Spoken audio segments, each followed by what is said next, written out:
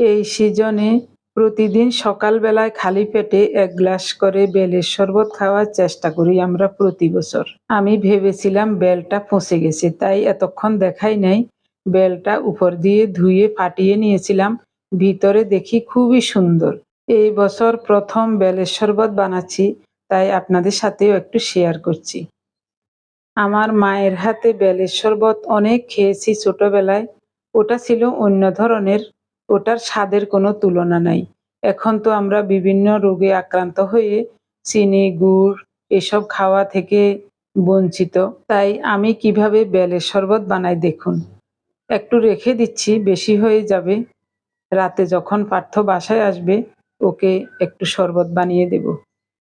ফ্রিজের নরমালে রেখে দেব, ঠান্ডা জল দিয়ে বানালে খুব ভালো লাগবে খেতে। শুধু সামান্য করে একটু লবণ দিয়ে শরবতটা তৈরি করব। বেলটাকে ছাঁকনির উপর রেখে অল্প অল্প করে জল দিয়ে এভাবে চেলে নেব। আমার মা তখন অল্প জল দিয়ে বেলটাকে একটু মেখে নিয়ে বাঁশের চালনিতে চেলে নিতেন। এরপরে ঘন করে জাল দেওয়া খাঁটি গরুর দুধ এবং আখের গুড় মিশিয়ে খুব সুন্দর মতো শরবত তৈরি করতেন। আমার মা আগ থেকেই শরবতটা রেডি করে রাখতেন। আমরা যখন স্কুল থেকে আসতাম তখনই সবাইকে ১ গ্লাস করে প্রথমে বেলের শরবত দিতেন।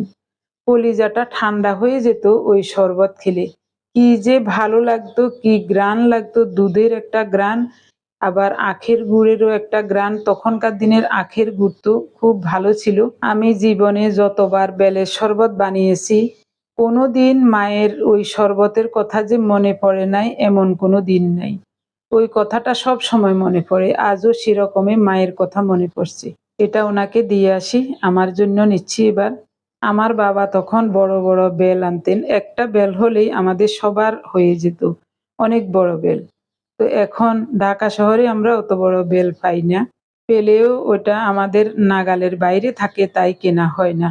বেলটা কিন্তু খুবই মিষ্টি, অনেক ভালো হয়েছে। শুধু লবণ দিয়ে শরবতটা বানিয়েছি, খেয়ে যেন কলিজাটা ঠান্ডা হয়ে গেল।